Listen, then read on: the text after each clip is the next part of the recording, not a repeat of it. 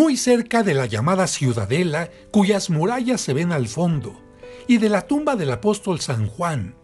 A 9 kilómetros de la antigua Éfeso se encuentra la llamada Casa de la Virgen María, en lo que se conoce como Mergem Anna, lugar al que no hay servicio público de transporte y solo se puede llegar en transporte privado. El lugar, visitado por cristianos católicos, ortodoxos y musulmanes, se considera el sitio donde, acompañada del apóstol San Juan, la Virgen María vivió parte de sus últimos días. Sin embargo, curiosamente, no existe ningún documento que atestigue que la construcción que visitaremos sea su casa. Pero, entonces, ¿por qué se dice que es la casa de la Virgen? Porque sucedió algo inusual.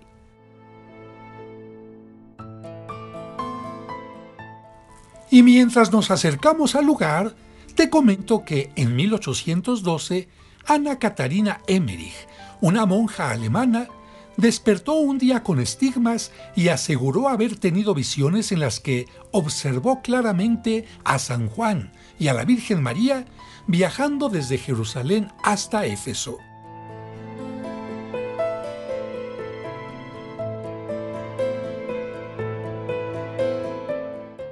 Ella nunca conoció Turquía y, sin embargo, contó al poeta Clemente María Brentano cómo era, con todo detalle, el lugar que había visto.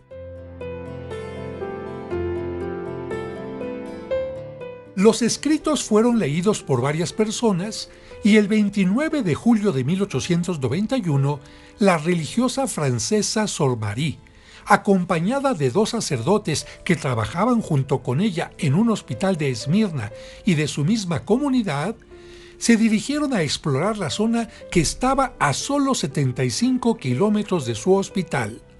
Siguieron las indicaciones de la vidente y, sin poder creer lo que veían sus ojos, tomaron esta imagen. Sí, eran los restos de la casa, sin techo, mencionada por la vidente, y para su sorpresa, en ella se encontraba una estatua muy deteriorada de la Virgen.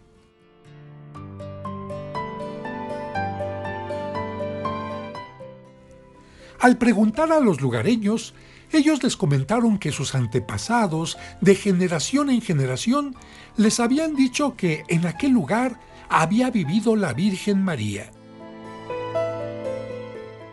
Ante aquel hallazgo, Sor Marie viajó a Francia para pedir el apoyo económico de sus padres y poder comprar la pequeña montaña que parecía abandonada, pero que guardaba aquel maravilloso tesoro.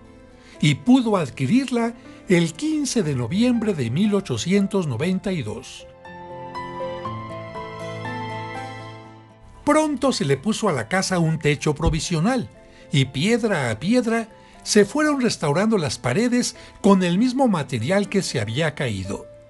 La noticia del hallazgo se extendió, y aunque no había un camino para llegar a lo alto de la montaña, al año siguiente comenzaron las peregrinaciones que exigieron colocar unas sencillas bancas de madera en el interior.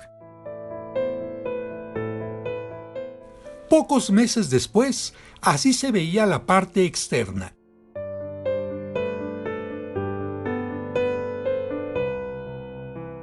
En 1898, arqueólogos austríacos confirmaron que los restos pertenecían a una casa del siglo I, hecha enteramente de piedras, sobre la que en el siglo IV se construyó una primera iglesia y otra en el siglo XIII. Esta planta nos permite ver la entrada de la casa, el vestíbulo, una primera estancia con chimenea, 2 puertas que conducían a una segunda estancia con un nicho. A la izquierda, una cocina que después se convirtió en sacristía, y a la derecha, el dormitorio también con un nicho. Tanto sobre la segunda estancia como en el dormitorio se colocaron ábsides para pequeños altares con imágenes. Y ahora subimos la última pendiente para llegar al lugar, y al lado derecho observamos la historia del santuario en diversos idiomas. Actualmente es más fácil la llegada al sitio porque el gobierno turco construyó una carretera para facilitar la llegada de cristianos y musulmanes que también veneran a la Virgen María. En 1914, el Papa Pío X ofreció la indulgencia plenaria a los peregrinos que visiten el lugar. En 1951, Pío X la declaró como una reliquia a la que se puede peregrinar. En julio de 1967, Paulo VI fue el primer papa que lo visitó, seguido por Juan Pablo II, que llegó como peregrino en noviembre de 1979, y por Benedicto XVI en noviembre del 2006. Esta escultura que vemos antes de llegar a la casa es una réplica de la que se encuentra en el interior, la imagen de hierro fundido llamada Nuestra Señora de Panaya, que en el interior no tiene manos y tiene la nariz rota. Y es que en 1896 se encontraba sobre un pedestal a la entrada de la explanada, pero durante la Guerra Mundial desapareció, hasta que en 1931 unos soldados la encontraron en un barranco en su actual estado y se decidió dejarla así como recuerdo de la guerra. En la parte exterior izquierda hay una estructura metálica blanca que permite la celebración de la misa para grandes grupos, ya que el interior de la casa de la Virgen es muy pequeño. También, un poco más adelante, en el área que habitan los religiosos que cuidan el santuario, hay otra capilla para grupos que veremos después porque ya estamos llegando al lugar.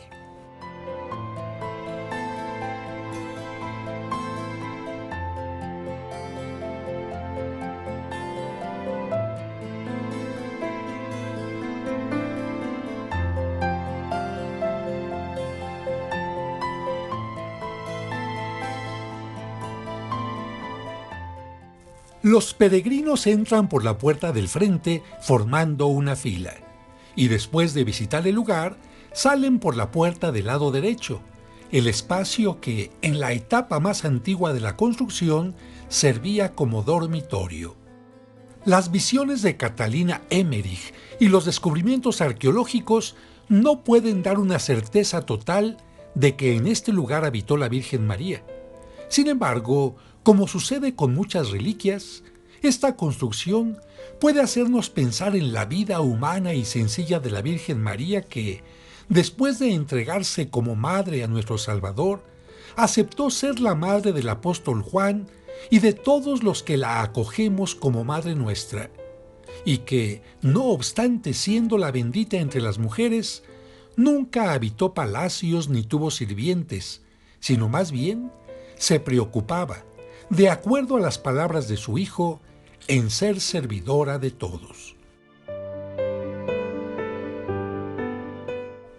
Lo cierto es que lo importante no son los lugares que ella haya habitado en Jerusalén, en Nazaret, en Belén, en Egipto o en Éfeso.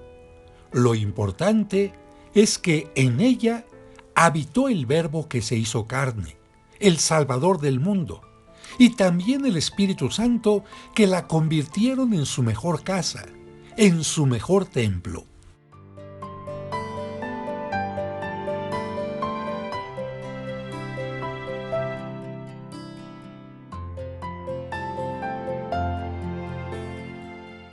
Y ahora vamos a ingresar al lugar que une a cristianos y musulmanes y que muestra en el interior una imagen sin manos, víctima de la maldad humana, y que parece decirnos sin palabras: todos los discípulos debemos ser las manos de Cristo y de María.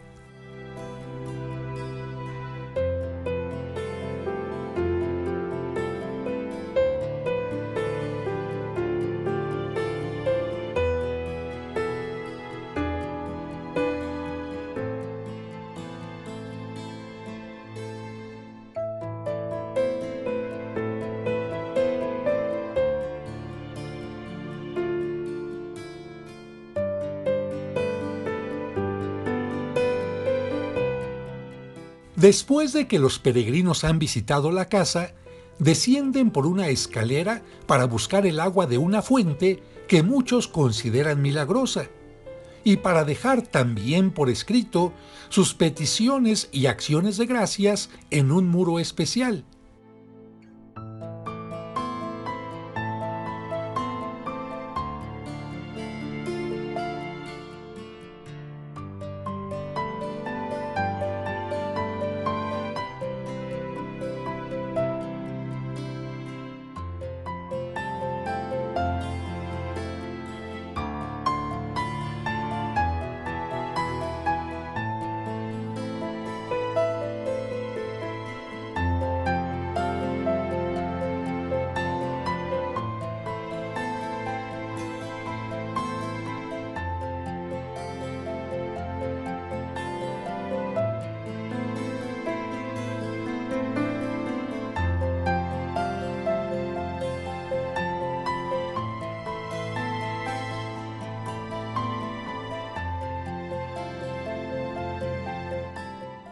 Solo cada uno de los fieles sabe lo que pide y lo que agradece.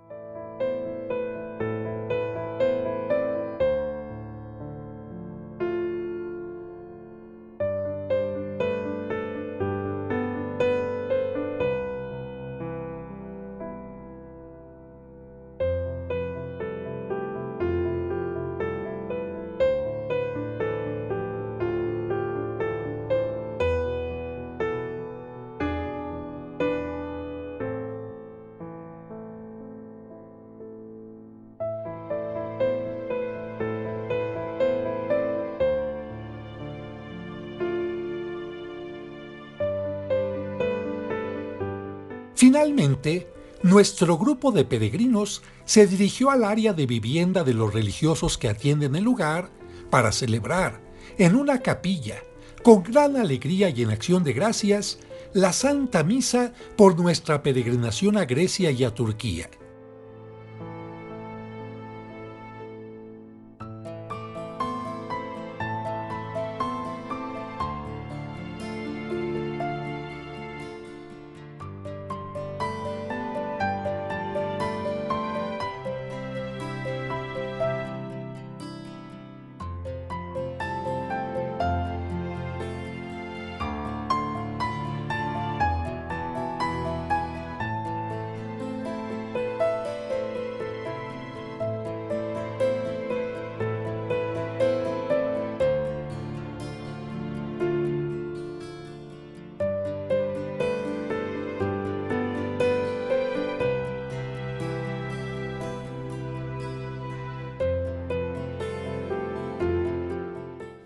Y así nos despedimos de la llamada Mergem Anna, la casa de la Virgen María en Éfeso.